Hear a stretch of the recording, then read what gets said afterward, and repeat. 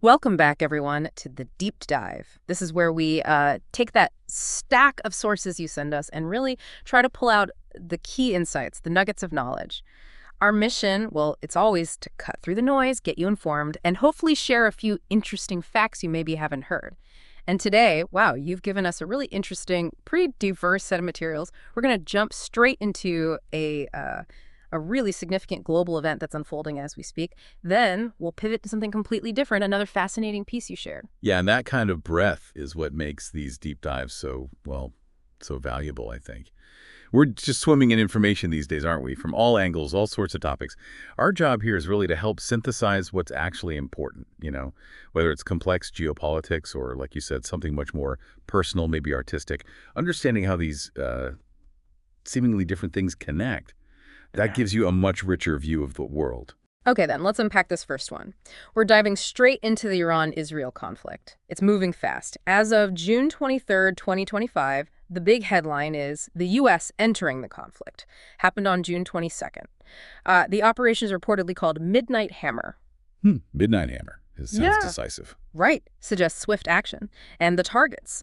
Precision airstrikes on Iran's main nuclear facilities. We're talking Natanz, Fordo, and Isfahan. Reports are saying major damage. And it's interesting, isn't it, how this U.S. action follows what Israel was already doing. Earlier in mid-June, Israel's Mossad and their Air Force, they'd carried out these hybrid strikes inside Iran. Hybrid, so like a mix of covert and overt. Exactly. Part secret operations, part visible military action. And they were focused specifically on Iran's missile infrastructure. Yeah. Apparently managed to degrade hundreds of launchers. Yeah. So they were kind of setting the stage, you could say. Okay, so the U.S. and Israel strike hard.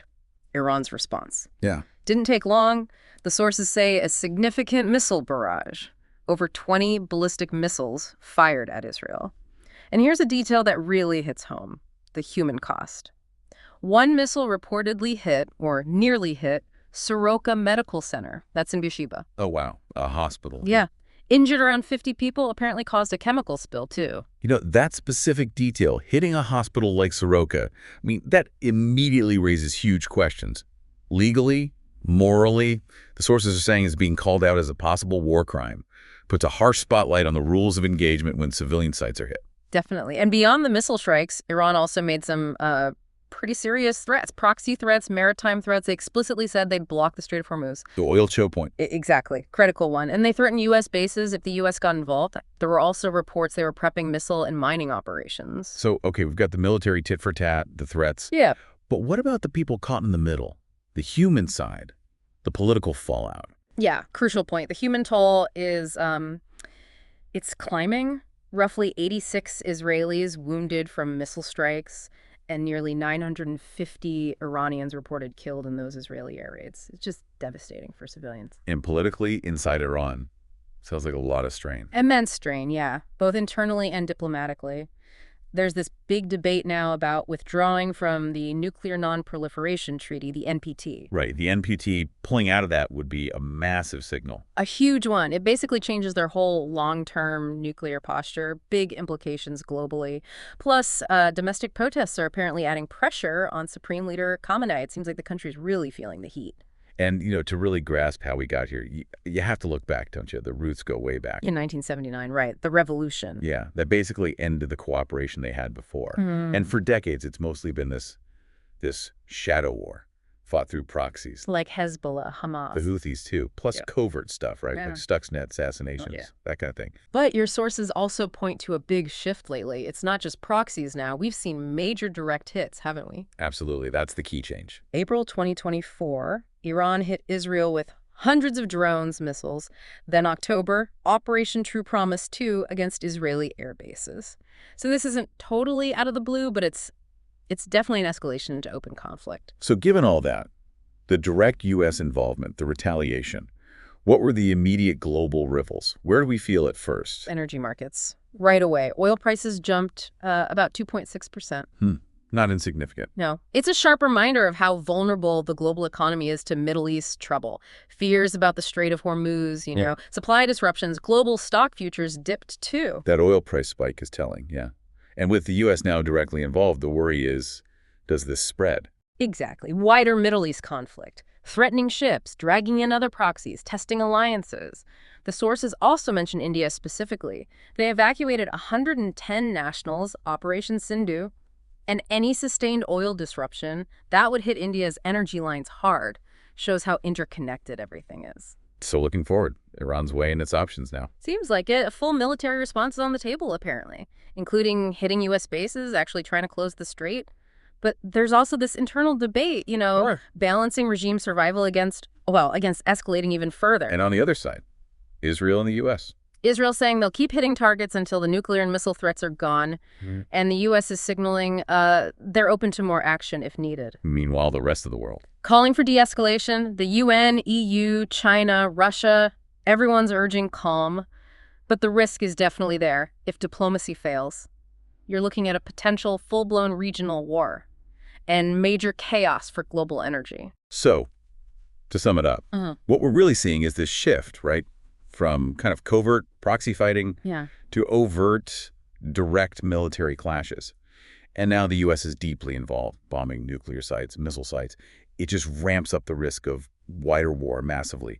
The human cost is rising, global economies are stressed, regional stability is shaky, and diplomacy kind of stalled, unfortunately. Wow. Yeah. That's an incredibly dense and frankly worrying situation. The sheer scale of it, the complexity, it's a lot to take in. It really is. And sometimes these huge geopolitical events can overshadow the more personal human stories that connect us all. That's such a good point, and it's actually a perfect transition, because we're going to shift gears completely now. We're turning to that other unique piece you shared. It's a powerful reminder of that vast spectrum of human experience, even when we're grappling with these global crises. Indeed. And while it's vastly different in, scope and form, these pieces, whether it's a news report or a song, they all offer insights into human stories, human emotions, just from very different angles. Okay, so this second piece, it's a Hindi sad song. It's titled which translates roughly to "She Became a Stranger." Evocative title. Isn't it? And the theme, according to the source material, is, it's a narrative of heartbreak about a girl leaving her old lover for someone new, full of feelings of pain, infidelity, lost love. Pretty universal stuff, really. Absolutely universal.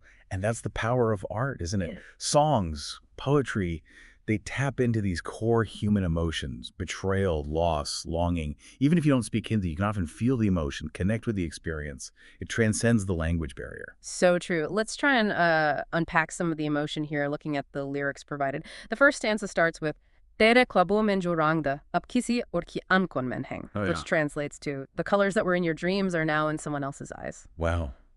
Paints a picture immediately. Doesn't it? And it continues. Jise main khuda sacha hai, wo dua kisi aur ke saath mein hai. The one I love like God, that prayer is now with someone else. Just that sense of shattered devotion, something sacred now belonging to another. And that core feeling of betrayal and loss, it really comes through in the chorus, right? Mary, she became a stranger. Even while being mine, she broke my heart without saying anything. Without a word. That's harsh. Yeah. And then, what I thought was love was deceit. She left me for someone else.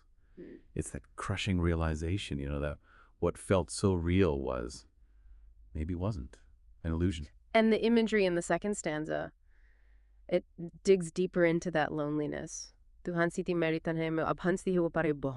my smile and my loneliness. Now she laughs in someone else's arms. Painful contrast. Right. And then, Mir alfaz at hurirage terinai kahani sunte sunte. My words remained incomplete while listening to your new story. That feeling of having things left unsaid, of being stuck while her story moves on. It's powerful stuff. Yeah, it is. And the bridge section seems to capture that lingering internal impact. Ab jobi likhun, ter naam ka na hoga, jobi gone, what ter dard ka la hoga, meaning whatever I write now won't be in your name. Whatever I sing won't be of your pain. Like trying to move on, but... Exactly. But then it says, Tu rahi na meri, fir bhi reage din mein, thees koi tarkan, chope athori se. You are no longer mine, yet you remain in my heart, like a heartbeat still incomplete. It speaks to that wound that doesn't fully heal, doesn't it? That persistent ache, even after the separation, like a part of you is still missing. Definitely. And the song ends by echoing that initial pain, that feeling of being left behind. The final chorus repeats, and then there's the line, Mai ajbi wahin hun jan ho tu chodgai tu kahin or hai, parmariyadon men kahin. I am still where you left me. You are somewhere else, but somewhere in my memories. Just a really raw expression of that Yeah, ongoing heartache. it really resonates.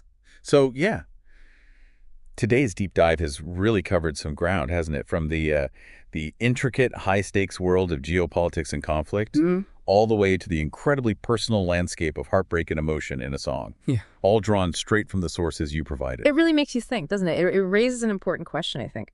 How do these totally different kinds of information, a detailed news analysis versus a heartfelt song, how do they both give us knowledge? How do they impact us intellectually, emotionally? And how do we kind of weave these disparate threads together in our own understanding of the world? That's a great question, a really provocative thought to leave our listeners with. What other stories, maybe big global ones, maybe small personal ones, are we sort of deep diving into every single day without even realizing it? And what could we learn if we just paid a bit more attention to all the different kinds of sources around us? Well, thank you for joining us on this deep dive. As always, keep exploring, and we can't wait to see what stack of sources you send our way for the next session.